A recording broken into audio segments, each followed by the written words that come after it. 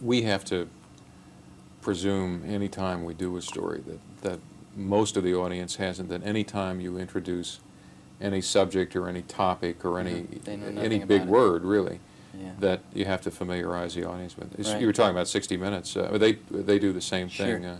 Harry Reasoner did a piece on some guy who was a card counter playing blackjack a couple of weeks ago, and they spent about 3 minutes in the context of the story establishing how to play blackjack. Right. Just the fact that you have to Sure. Go for 21. yeah, right. go for 21. So Yeah, that's we make the same. an kind of interesting thing presumption. about television is it always seems to shoot for the lowest common denominator. Yeah. Steve, Yeah, in well, order to get a two-shot that we need, it sounds a little peculiar, but you can, and it'll be painless and over quickly. Great. Thank you. I could embrace him if you wish. No, the reason they take these 2 shots is because they do all of this market research on television, and they go into a shopping center and grab Right.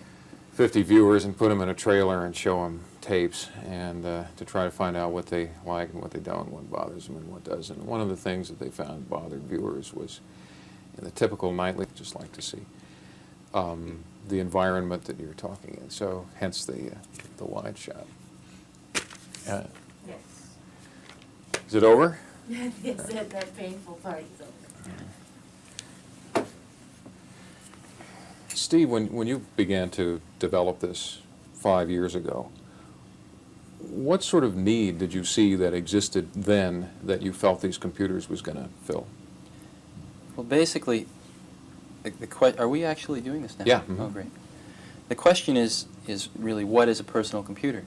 And why is it different than all the other computers that have existed throughout history? Probably the best way to explain that is through an analogy. When you look at the invention of the first electric motor in the late 1800s, it was only possible to build a very large one. And it was very, very expensive, and therefore it could only be cost justified for the most expensive or large applications. And the electric motor really took its next step in proliferation when somebody hooked a long shaft to it and ran it down the center of a factory, through a series of belts and pulleys, brought that power down to maybe 15 or 20 individual workstations, thereby cost justifying or sharing that horsepower among some medium-sized applications. But the electric motor really achieved a true proliferation in the society with the invention of the fractional horsepower electric motor. And at that point, the horsepower could be brought directly to where it was needed on a personal scale, cost justified for a small number of things. And we see the same thing, the same evolution, if we examine the history of computing. The first computer, ENIAC, in 1946, was designed primarily for weather and ballistic calculations, very large tasks. And the next revolution in computing was in the 1960s with the invention of what's called time sharing. In essence, sharing one of these very large computers with maybe 40 or 50 terminals scattered through a company, and thereby cost justifying it for medium-sized applications.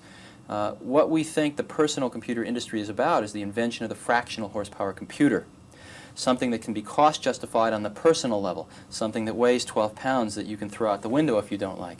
And it's really changing the way that people interact with computers. There's a one-on-one relationship that develops between one person and one computer. Now, when you use the term a personal computer, you're avoiding the term a home computer Yes. for a deliberate reason, right? Right. We segment our market really into 4 major segments. Education, professional small business, home consumer, and scientific industrial. Now, the home market hasn't really taken off. It's probably the smallest of those 4 I've listed. We view the home now not as a market really, but as a location in which personal computers are used for a variety of functions sometimes. In other words, you can use a personal computer to do some portfolio management on some stocks. You can use a personal computer to do some educational. Can I answer that question? Sure, We can yeah. start over. Okay, Yeah, you can just pick it up and change we'll the tape yeah. while we do Oh, that, okay. so. Great. So, and when you grew up, you say, we're still waiting for Yeah. a question, and we'll pick it up there. Great. Okay, John? And when you use the term a personal computer, you're deliberately avoiding the use of the term home computer, aren't you? Right. We view the home not really as a market yet. We view it more as a location. We sell a lot of personal computers that are used for financial analysis, for education in schools, for running laboratory experiments in universities and in scientific applications. And a lot of these personal computers are used in the home as a location, some of the time. But there's not enough specific applications to cost justify spending $1,000 to $3,000 for a personal computer to be used in the home yet. So we don't think the home is quite yet ready either culturally or economically. What type of person would need a personal computer today of the type you offer? Well, it gets back to the question of what is a personal computer again. Again, another analogy. There was an article in Scientific American in the early 70s which compared the efficiency of locomotion for various species of things on the planet. In other words, they measured how much energy it took for a bird to get from point A to point B compared with the energy it took a fish to get the same distance, and a goat and a person and all sorts of other things. And they ranked them. And it turns out